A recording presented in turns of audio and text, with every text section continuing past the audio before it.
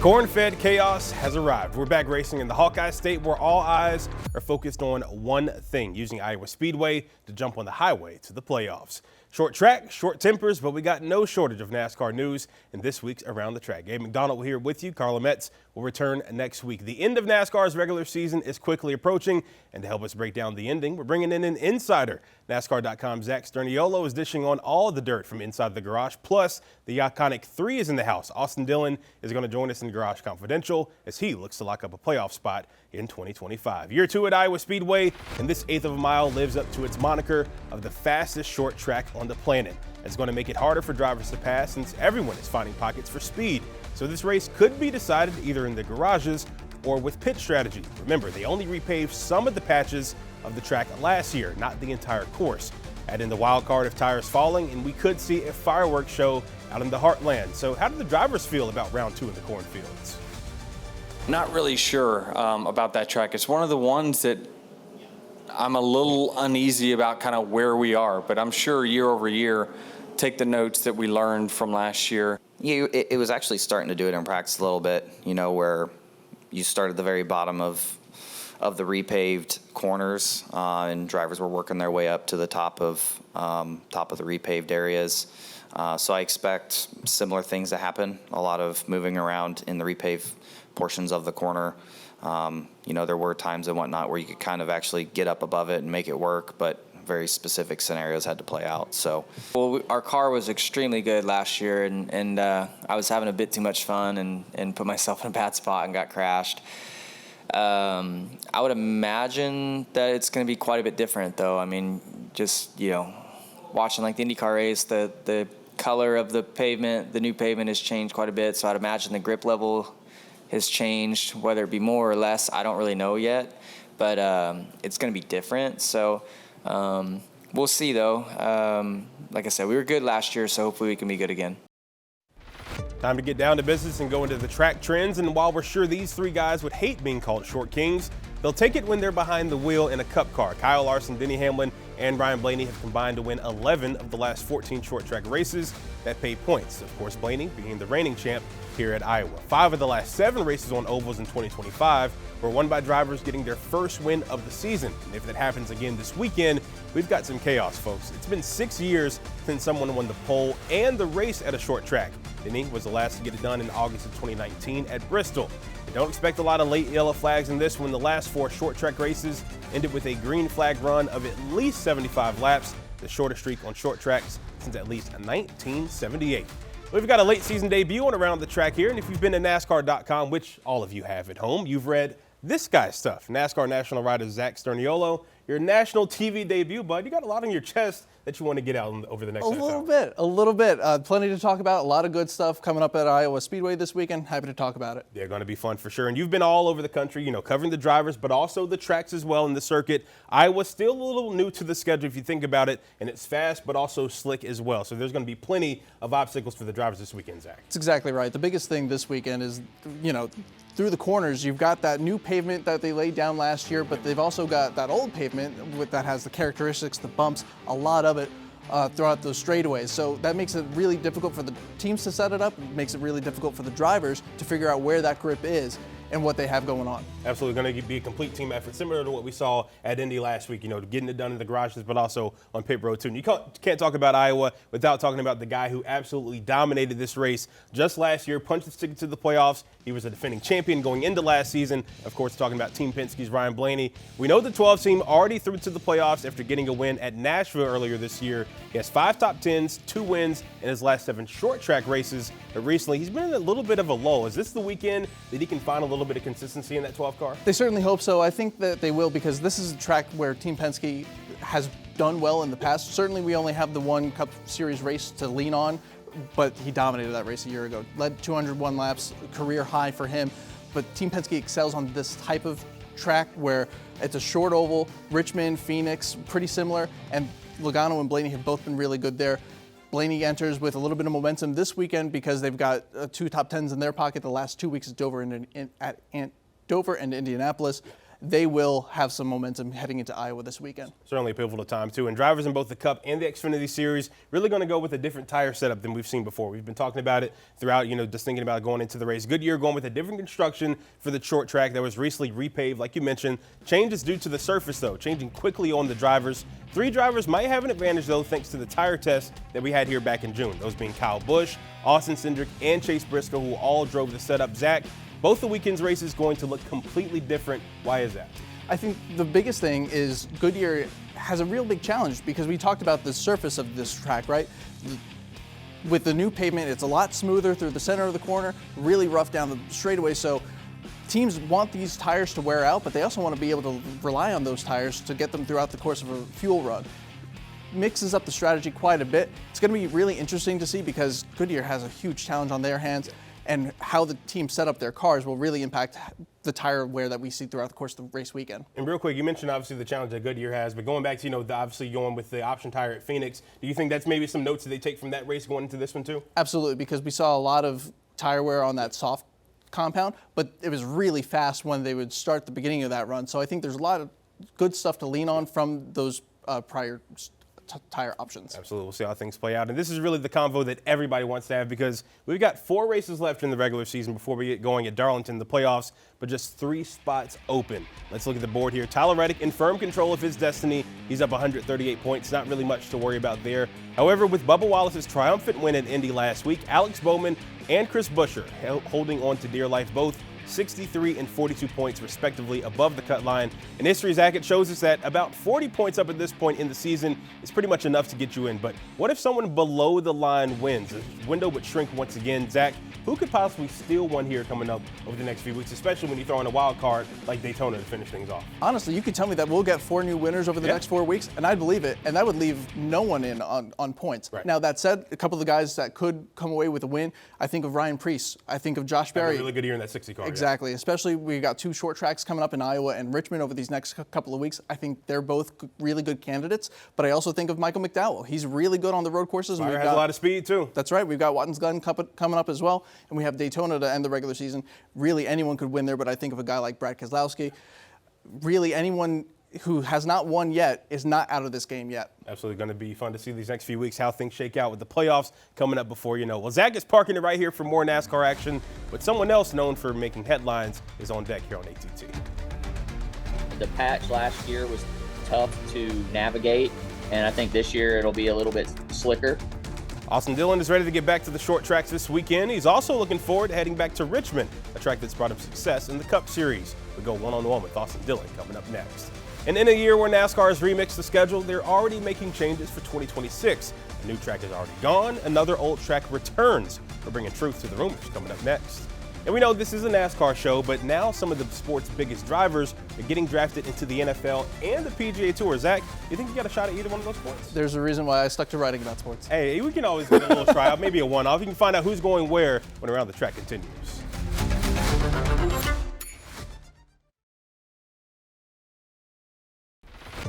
Back here on Around the Track, the 2026 NASCAR schedule is already taking shape, and it does not include a pit stop in Mexico City.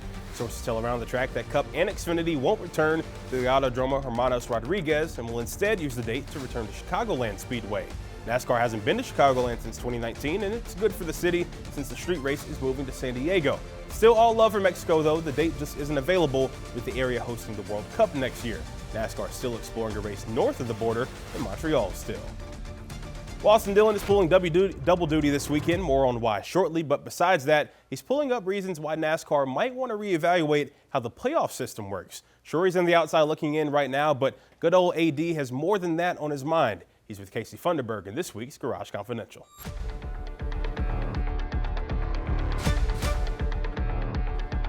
All right, Austin, heading to Iowa this weekend. Only the second time you all have had a Cup race here. So what are some things that you are expecting to deal with this weekend? What are the pros and cons to this track? Well, Iowa's one of those places that when I show up, I feel really comfortable. It's a place that I got a lot of laps at in my career, and I've always enjoyed going there. Our good partners at Get Bioethanol have always supported us there. A bunch of corn growers come out and support. But Iowa is a short track mixed with the mile and a half in a way because of the speeds that you carry at this little short track. The patch last year was tough to navigate, and I think this year it'll be a little bit slicker.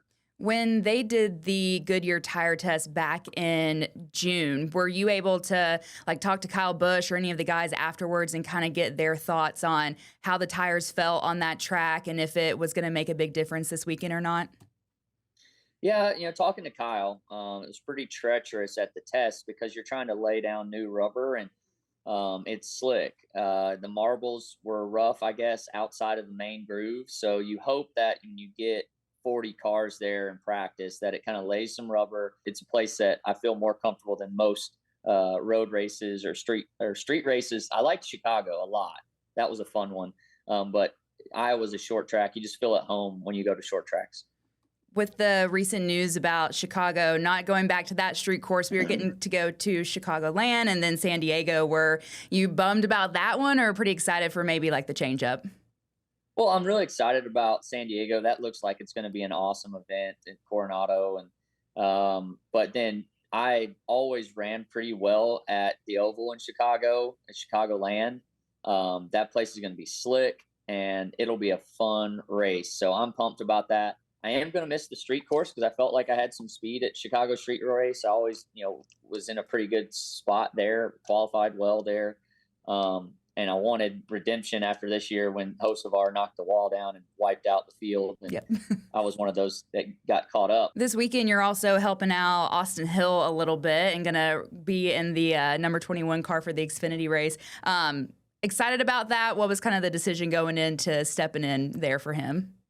Yeah, I think the Bennett family being able to jump in that 21 is an awesome opportunity. I hate it for Austin and that team. They've done such a good job this year acquiring playoff points and all that kind of gets washed away. And, chatting with him, man, he really didn't mean to do that. Talking about the playoffs specifically for the Cup races, current format, are you happy with it? Or do you feel like, man, I wish we could go back to the old format? Or how do you feel like this one challenges you as a driver? I think it's exciting for the fans to see eliminations, and it can, create some interesting thoughts of who really is the champion over the season. Sometimes the guy that's the best overall over the entire year probably doesn't get rewarded every time in this format. One thing I would like to see in the playoffs would be eliminating the other drivers from the playoffs, meaning the points that are in between playoff drivers are only 1 point. So if you have a bad day at the track, it's only a 1 point difference each week, and the cars in between you really don't matter. Well, not only do you have Iowa coming up, you also got Watkins Glen and then heading to Richmond. What do you like about those two tracks?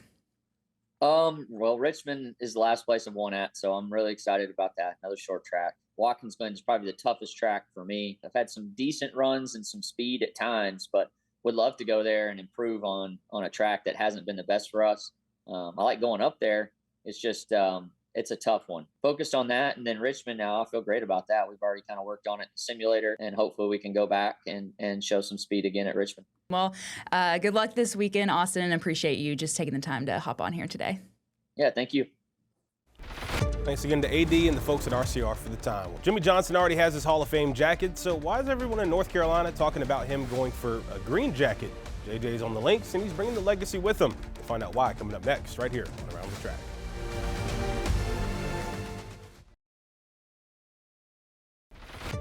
Back here on Around the Track, and we have our first Xfinity Series firing this season. Josh Williams gets the boot from Colleague Racing, the driver of the 11 car parting ways earlier this week. Sources telling us that Colleague actually wanted to make the move away from Williams a month ago, but opted to give it one more go. Colleague says it'll use a number of different drivers to close out the year in the 11 car.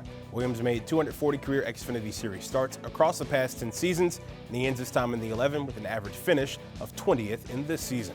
And speaking of Xfinity, all the bubble guys in the playoff race are fine with Connor Ziller still in the show so far. Only 12 spots are offered in the Xfinity Series postseason, with 7 of them accounted for already.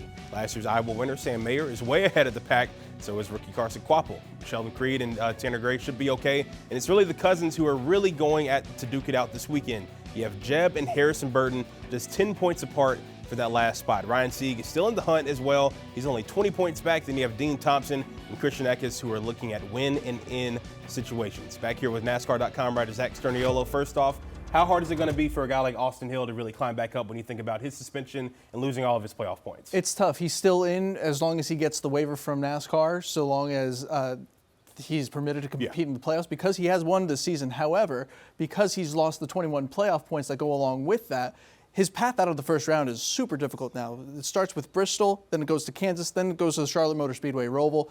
None of those three tracks are really great tracks for Austin Hill, so it's going to be really hard for him to get out of the first round and really contend for an Xfinity championship this year. Absolutely. Definitely some crushing news this week. We'll see how he's able to bounce back looking into the postseason. And we don't go to Watkins Glen until next week, but for Front Row Motorsports' Zane Smith, he couldn't help but make the trip to New York pretty early, sure to promote the race, but he's also now part of Bill's training camp. The driver of the 38 visited with a number of the AFC East champs, including offensive lineman Dion Dawkins, the president of You Already Schno University.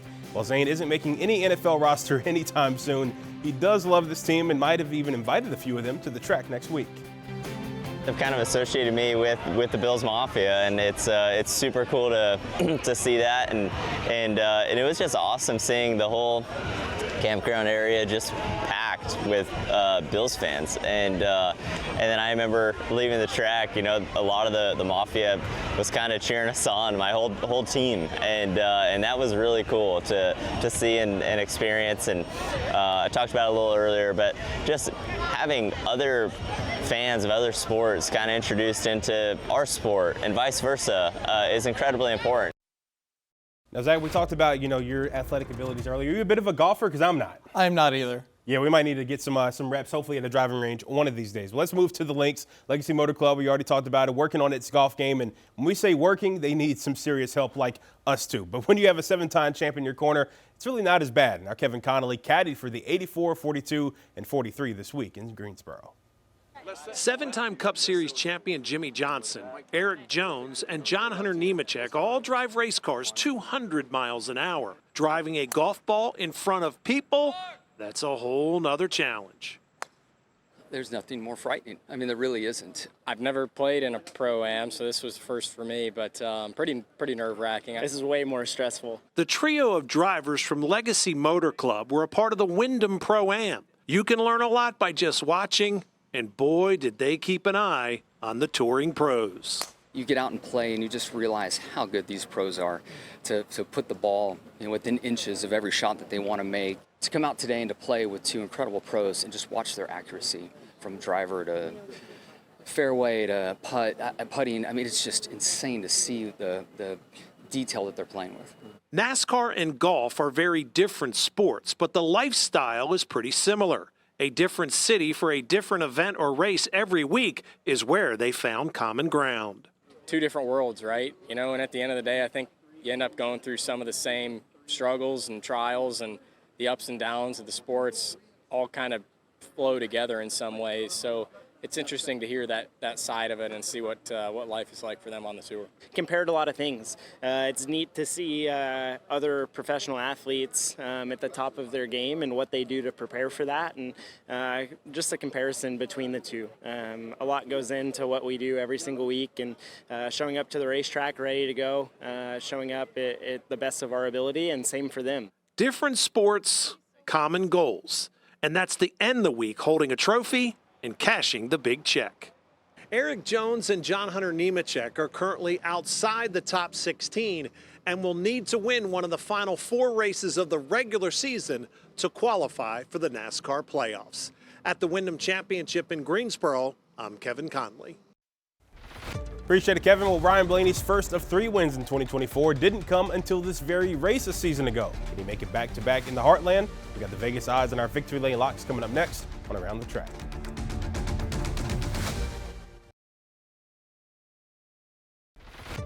Back here on Around the Track, the odds for this weekend have some of the usual suspects, but we do have a tie on top. Vegas just loves Kyle Larson. He's at 4.5 to 1 to get it done, along with last year's Iowa winner, Ryan Blaney. Vegas has been racking up money lately with Larson, just saying there. Christopher Bell, also a hot pick this weekend, just behind those guys at plus 475. Then we got a little bit of a gap. Denny Hamlin comes in at 7.5, while William Byron is 8 to 1 to win at Iowa. 3 guys in the playoff bubble. Reddick 16 to 1, Buscher 25-1, and Alex Bowman 40-1 to get it done in Iowa. So that's what Vegas thinks, but what do we think? One final order of business. Time for our victory lane locks. Zach, who do you like to get it done this weekend out in Iowa? I'm going out on a limb here. I'm going to go ahead and say Josh Berry gets the job done this weekend. He had a great run there in 2024. I'm really curious to see what he does in a Team Penske affiliated car. We talked about Team Penske's strengths on these types of racetracks. He could really use a boost of momentum. He hasn't had a top 10 finish since Kansas in May. I think the 21 team could really use a good run this weekend at Iowa. Yeah, absolutely. Certainly been a long time since he got into victory lane. The last win coming at Vegas. I'm going with C-Bell. He has Xfinity Series success here, a top 5 in the race at Iowa last year. So we'll see if he can get it done at Iowa this year. Well, that's going to do it for this week's Around the Track. For Casey Funderburg, Zack Sternolo, I'm Gabe McDonald. So enjoy the races this weekend at Iowa. We'll see you next week when we get back to road racing at Watkins Glen.